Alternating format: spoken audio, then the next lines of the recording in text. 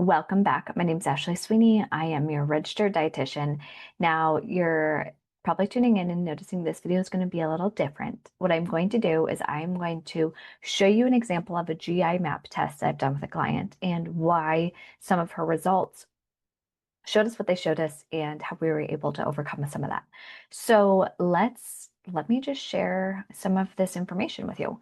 And I just think that it's important. Sometimes we're like curious, what is this test actually going to show? What's the benefit of it for me? That kind of thing. So I have the client blurred out, and this client came to me because they were feeling every time they ate, very just full. Like food wasn't going anywhere, just like sit in their stomach like a rock. It just felt really, ugh. That was, if you know what I mean.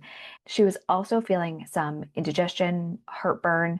Those were kind of her big symptoms, was the heartburn, indigestion, and food just feeling like it just sits there and it's uncomfortable, right? Nobody wants to feel like that. So this GI map is an at-home stool test. And here are some of the results. This page shows H. pylori, which is a little kind of like a really annoying bacteria because it's kind of like looks like a corkscrew. So it kind of burrows in and it hides. And it can be tricky because it really is stealthy. It steals from other things. It's just tricky. So if we look at these values, you could see the normal level is how you read that as like 1 with 3 zeros, so 1,000. Um, and her numbers were within range. Her levels of H. pylori didn't show as extremely high. It's not written in red there. However, it's still there. It's showing up on her test at this level, and this is how much was showing in her stool that day. But because of how stealthy this bacteria is, we definitely have to treat this because H. pylori symptoms can be causing some of that heartburn, indigestion, some of those symptoms, as well as the whole big picture of dysbiosis and the good guys not being able to flourish as much because of bacteria like H. pylori, which can be detrimental. So she had some high other bacterias. Those weren't as much of a concern as when we move into the opportunistic bacteria. These guys are the ones that you do not want as much of. And she had high levels of streptococcus. So sometimes people who are with skin stuff, I see a lot of staph and strep overgrowth. However, this strep and then this methane producer right here, the one right below it, is also again not flagged as red, but that's also pretty high. So there's some extra gas producer, some of that bubbliness sometimes feeling in your stomach, and those are all potential triggers. And then we look down the bottom with the candida, and down there too is, especially with women who have recurring yeast infections, candida is a yeast, and overgrowth of that sometimes looks like recurring yeast infections, skin fungal infections, thrush in your mouth. When I ask clients about the whole history, that's what we're looking at because our gut is central to keeping our whole body, our whole host, in check. And sometimes when our bacteria in our gut are showing things out of whack, then it expresses itself and it can show up in other places as well.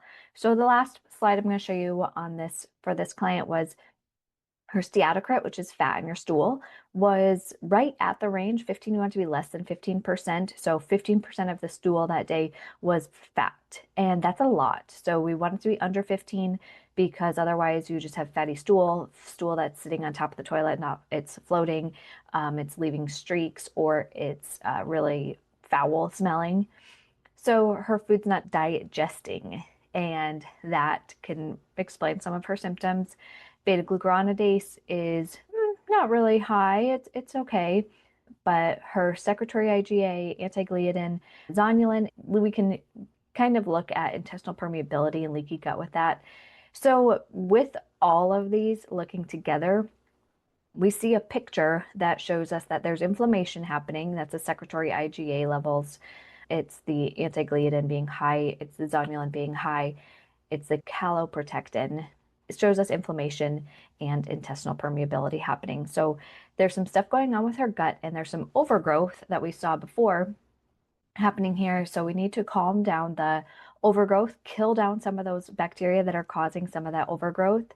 and we need to help heal the gut lining and improve digestion. So this client needs to take some things that support her digestion during her meals and continue to improve her stomach acid production so that she can better digest the meals on her own without supportive supplements. So that's what we did working together. And I know I just kind of whizzed through some of that, but that's just one example. And I will try to do some more if you find that interesting on what actually you get with the test and what the test actually shows. So that was just one client. That was just some of her symptoms and what her GI map showed and revealed and what we were able to do based on her symptoms. So if you're interested in any type of that testing, but you have questions first, just let me know and we will work together. But I am opening up waitlist and registration soon for my blueprint. And what that is going to be is going to include optional testing. But if you don't want to do a GI map, you can also still join and learn more about gut health and do some self-assessments to maybe check on your digestion levels and your absorption and some of your gut health levels. So make sure you check the link below to learn more about the blueprint, and hopefully I'll see you there. If not, that's okay. Make sure you're subscribed so that you can follow along for some of my future videos.